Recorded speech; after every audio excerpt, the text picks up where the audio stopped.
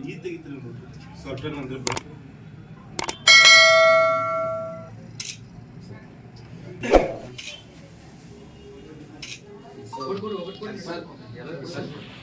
ಇನ್ನೊಂದು ಬುಕ್ ಬಂದ್ರೆ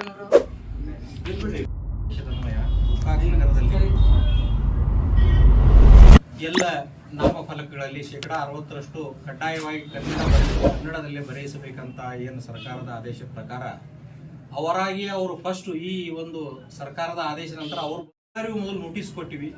ಆಮೇಲೆ ಎರಡನೇ ನೋಟಿಸ್ ಕೊಟ್ಟಾಗೂ ಯಾರು ತೆಗಿಲಿಲ್ಲೋ ಅಂಥವ್ರಿಗೆ ಏನು ಮಾಡಿದ್ವಿ, ನಾವು ಒತ್ತಾಯಪೂರ್ವಕವಾಗಿ ಆ ಬೋರ್ಡನ್ನು ಇಳಿಸುವ ಕೆಲಸ ಮಾಡಿದ್ವಿ. ಅದನ್ನು ನೋಡಿ ಈಗೇನಾಗ್ತದೆ, ರಕ್ಷಣಾ ವೇದಿಕೆಯವರಾಗಲಿ ಇನ್ನೂ ಎಲ್ಲ ಸಂಘಟನೆಗಳು ಎಲ್ಲ ಇನ್ಸ್ಟಾಗ್ರಾಮ್ ಮತ್ತು ಈ ಫೇಸ್ಬುಕ್ ಮೀಡಿಯಾಗಳಲ್ಲಿ ಹಾಕಿದಾಗ ಅವರಿಗೂ ಸಹ ಅಂಜಿಕೆ ಉಂಟು. ಅದನ್ನು ನೋಡೇ ಒಂದು 25% ಜನ ತೆಗ್ಸಿದ್ರು. ಇನ್ನೂ ಭಾಳ ಆದ್ರೆ ಒಂದು 5% ಇರ್ಬೋದು. ಅವೆಲ್ಲ ಏನೇನೋ ರೀಸನ್ ಹೇಳ್ತಾರೆ ಅವ್ರು, ನಮ್ಮ ಬ್ರ್ಯಾಂಡ್ ಅದ ರೀ, ಅಲ್ಲಿ ಲೋಗೋ ಅದ, ಅಲ್ಲಿಂದ ಅಪರಾಯ ಬರ್ಬೇಕು, ಅದು ಕೇಳೋದಿಲ್ಲ. ಈಗ ತಾವು ಬಂದಿದ್ದು ನಮಗೂ ಒಂಥರ ಪ್ರೇರಣೆ, ನಿಮ್ಮ ಒಂದು ಸಹಕಾರ ಭಾಳ ಅವಶ್ಯ ಇದೆ. ನೀವು ಪ್ರತಿಯೊಂದು ಸಹ ಭಾಳಷ್ಟು ಒಂದು ರಚನಾತ್ಮಕವಾಗಿ ಸರ್ಕಾರದ ಒಂದು ನಿರ್ದೇಶ ಪಾಲಿಸುವಲ್ಲಿ ಮತ್ತು ಕನ್ನಡವನ್ನು ರಕ್ಷಣೆಗಾಗಿ ತಾವು ಹೋರಾಟ ಮಾಡುತ್ತಿದ್ದೀರಿ. ನಮ್ಗೆ ಒಳ್ಳೆಯ ಶಕ್ತಿಯಾಗಿ ನಮ್ಮ ಬೆಂಬಲಕ್ಕೆ ನಿಂತಿದ್ದೀರಿ. ಇವತ್ತಿನ ದಿವಸ ಇಲ್ಲಿಗೆ ಬಂದು ನಮ್ಮೆಲ್ಲರನ್ನು ಪೌರಾಯುಕ್ತರನ್ನು ಒಳಗೊಂಡಂತೆ ನಮ್ಮೆಲ್ಲರನ್ನು ತಾವು ಸನ್ಮಾನಿಸಿದ್ದಕ್ಕೆ ನಮ್ಮ ನಗರಸಭೆಯ ಪರವಾಗಿ ಹೃತ್ಪೂರ್ವಕ ವಂದನೆಗಳನ್ನು ತಿಳಿಸ್ತೀನಿ.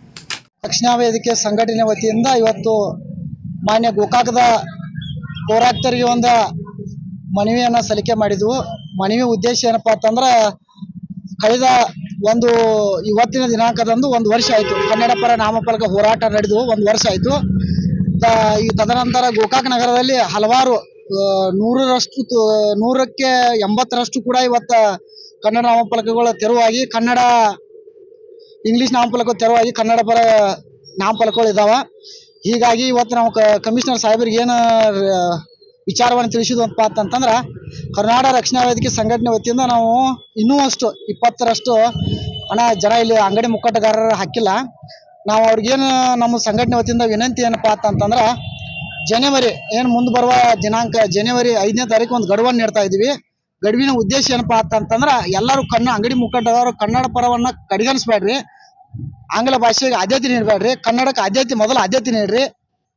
ಪ್ರತಿಯೊಬ್ಬರು ಕೂಡ ಅಂಗಡಿ ಮುಕ್ಕಟ್ಟುಗಾರರ ಕನ್ನಡವನ್ನು ಗೌರವಿಸ್ತಕ್ಕಂಥ ಕೆಲಸವನ್ನು ಮಾಡಿ, ಪ್ರತಿಯೊಬ್ಬರು ಅಂಗಡಿ ಮುಕ್ಕಟ್ಟುಗಾರರ ಕನ್ನಡವನ್ನು ಬಳಸ್ಬೇಕಂತೇಳಿ ನಮ್ಮ ಕರ್ನಾಟಕ ರಕ್ಷಣಾ ವೇದಿಕೆ ಒಂದು ವಿನಂತಿ ಐತಿ. ಒಂದು ವೇಳೆ ಅವರು ಮುಂಬರುವ 5ನೇ ತಾರೀಕಿದಂದು ಅವ್ರು ಏನಾರ ಬೋರ್ಡ್ಗಳನ್ನು ಹಾಕದೇ ಇದ್ದಲ್ಲಿ ಕರ್ನಾಟಕ ರಕ್ಷಣಾ ವೇದಿಕೆ ಸಂಘಟನೆ ವತಿಯಿಂದ ದೊಡ್ಡ ಮಟ್ಟದ ಒಂದು ಹೋರಾಟ ಮಾಡಲಾಗುವಂತ ಈ ಮಾಧ್ಯಮದ ಮುಖಾಂತರ ನಾನು ಹೇಳಕ್ ಬಯಸ್ತೀನಿ. ಇವತ್ತಿನ ದಿವಸ ಗೋಕಾಕ್ ನಗರದಲ್ಲಿ ಏನು ಸರ್ಕಾರ ಆದೇಶದಂತೆ 60% ಕನ್ನಡ ಇರಬೇಕು ಅಂತ ಕಡ್ಡಾಯಗೊಳಿಸಿತ್ತು. ಇನ್ನ 20% ಇಂಗ್ಲಿಷ್, ಹಿಂದಿ ಬೋರ್ಡ್ಗಳು ತೆರವುಗೊಂಡಿಲ್ಲ. ಆದ ಕಾರಣ ಇವತ್ತು ನಗರಸಭೆದವರಿಗೆ ಮನವಿ ಮುಖಾಂತರ ಜನವರಿ 5ನೇ ತಾರೀಕು ಅಲ್ಲಿ ಮಟ್ಟ ನಾವು ಗಡುವು ಕೊಡ್ತಾ ಇದ್ದೀವಿ.